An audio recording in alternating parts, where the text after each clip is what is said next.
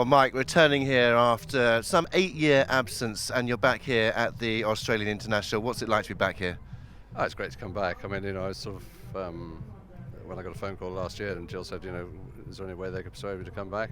I said, yeah, talk to me, because I spent quite a lot of time down in Australia anyway, and it's great. I'd love coming back, and it's always a privilege to be asked to design cross-country courses wherever, so it's nice to be back. Not a lot has changed. A few of the trees have got bigger, and but the challenges remain, as they always have been. And Wayne Copping designed for 8 years. What changes have you made to the course out there? I don't. That's a hard one to answer, to be honest, because I haven't been back here in 8 years, so I don't really know.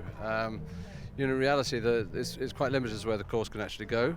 And I mean, I did it for, I can't remember, 3 or 4 years as a designer, as TD here before, so I'm pretty familiar with the place. And it's quite restricted, but that's not to say you can't come up with a decent track. And so I'm sort of keen, as always, as all course designers are, to come up with a good flow, a good range of questions, a good mix of questions. You've got to be very mindful of that. There's a lot of time in trees, and therefore you've got to be careful as to how you use the terrain and use the trees so that you don't mess with the horses' heads.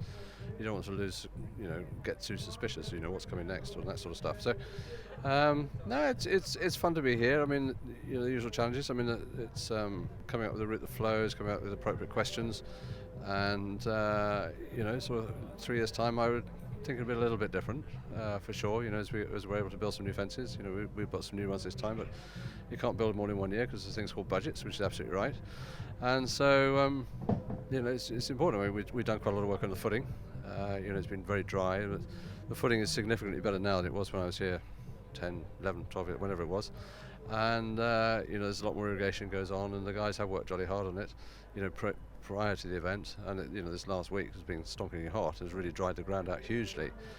But I've been talking with Jill and the team here. We've done a lot of aerovation. We put a lot of sand down, which is great, and the riders really appreciate it. And it's important to do, because the footing is the most important thing, and it is a public park. So it's just get on with it, make it work.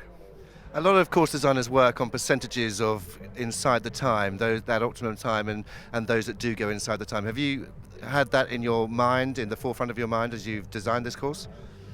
I'd never worry about that sort of thing, I have to say. I'm not into stats. For me, it's all about producing a course of the right standard. And regardless of the level, it's 1 star, 2 star, 3 star, or 4 star, it doesn't really matter. It's all about achieving a standard. And if the guys are up to standard, they'll get there. As course designers, we have to produce courses that can cope with stonkingly hot weather, wet weather, perfect footing, poor footing. It depends what comes out of the sky. If you get good ground, you're going to get more inside the time or close to the time than if you've got wet ground. It's the luck of the draw, isn't it? It is an outdoor sport, and most time, it's pretty good ground here. Not ground, weather, if you know what I mean. So the ground inevitably is quicker and good, and you're going to get more in the time or close to the time. Can't worry about that.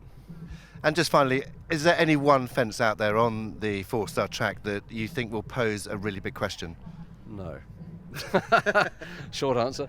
No, I think it's what we're trying to do is it's sort of. I like to sort of it's for it to be a positive experience. For me, it's important that the horses and riders have the opportunity to show what they can do and are capable of. I'm not trying to find them out. I'm not trying to catch them out. It's all about learning and growing and benefiting from it.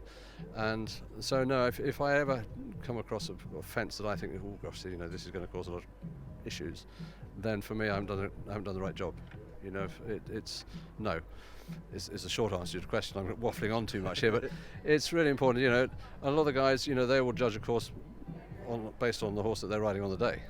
If they've got a horse that doesn't like jumping corners, they're going to have a tough time. If they don't like skinnies, they're going to have a tough time. But it's that's how it goes.